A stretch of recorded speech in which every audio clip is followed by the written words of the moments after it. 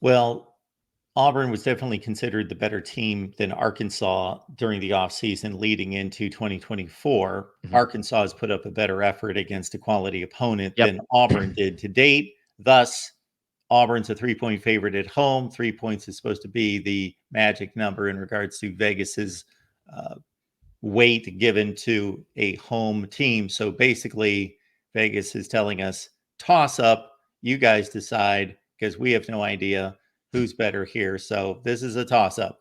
Yes.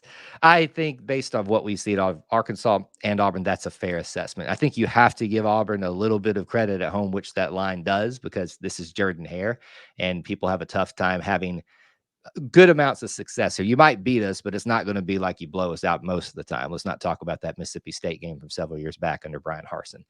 Um, I'm okay with that line. To be honest, this could go a number of different ways. As I pointed out, Hank Brown had a great game. The offense had a great game against one of the worst defenses in FBS. Let's see what happens against Arkansas, against an SEC talented thing. The big issue is, as you brought up, their offense. Taylor Green, those running backs, can Auburn stop them? To me, it's more of a can you contain them on defense, and can you not let other things hurt you? Don't let Taylor Green and the wide receivers that they have, and I'm not aware of how strong those might be, but don't let them become the X factor in this game, because that might be if there is a weak point on Auburn's defense, is their defensive backs. A lot of young, new guys getting experience over there. Some injuries as well. We'll get back one of our guys that was out last game, who's one of our young talents at cornerback.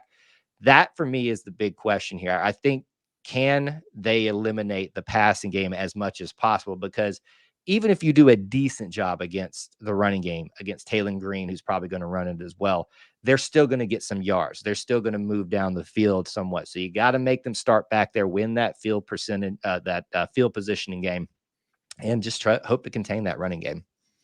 So, Kyle, for me, the narrative surrounding Auburn football since the last days of Gus Malzahn has been this has been a program and a team that has a few embarrassing moments, not like every week, just a couple embarrassing moments Sure. because of what they're supposed to be, which to me is the top 15 program in Mm-hmm. the history of the game. Yep. And then, uh, and then a couple opportunities, maybe more than a couple, of being able to do something special, Right. having one of the elites on the brink of disaster for them and not being able to pull through and get the job done. And so what we saw a couple weekends ago against Cal to me was, again, this has nothing to do with the talent on the football field or the ability. So I'm going to say some derogatory things about Cal that is not directed at the coach or the team. Those are capable athletes. Sure. And it's easy for us to sit up, watch online, watch on TV, sit up in the press box and say, that's Auburn, that's Cal, what's going on here?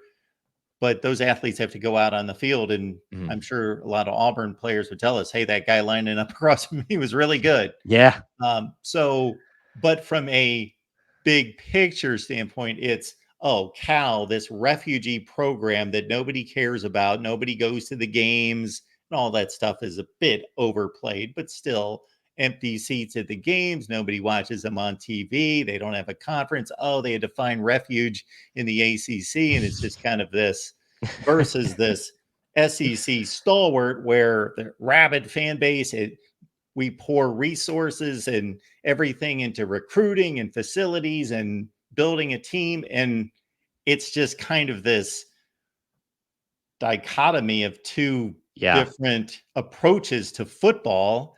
And the one that apparently doesn't care less. Of course, we know that that's not the case with the coaches and players, but there's just not much attention given to that program. Goes in as a 2-touchdown underdog and wins the game. Yep. That's kind of an embarrassing moment for the Auburn faithful. Yeah, embarrassing is a nice way of putting it.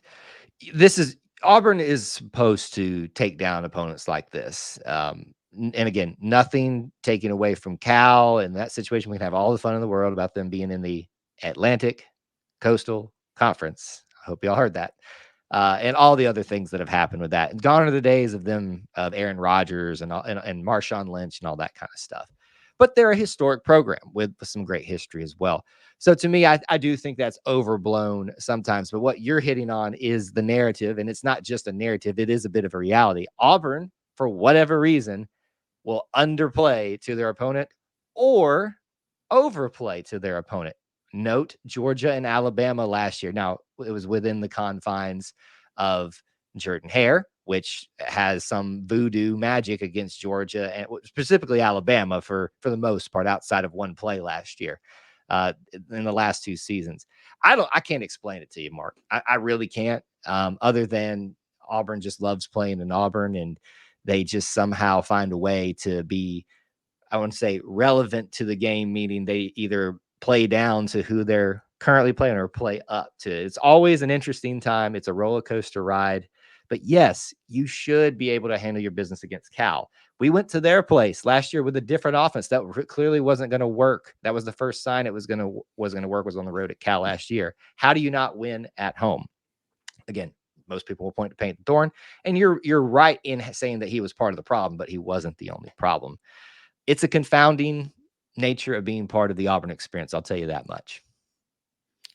All right, everyone. You can catch Kyle on E2C Network. It's right here on YouTube for everything Auburn, not just football, athletics across the board, the Auburn community, the Auburn family. But of course, there's a big football game to be played to open up the SEC against Arkansas on Saturday.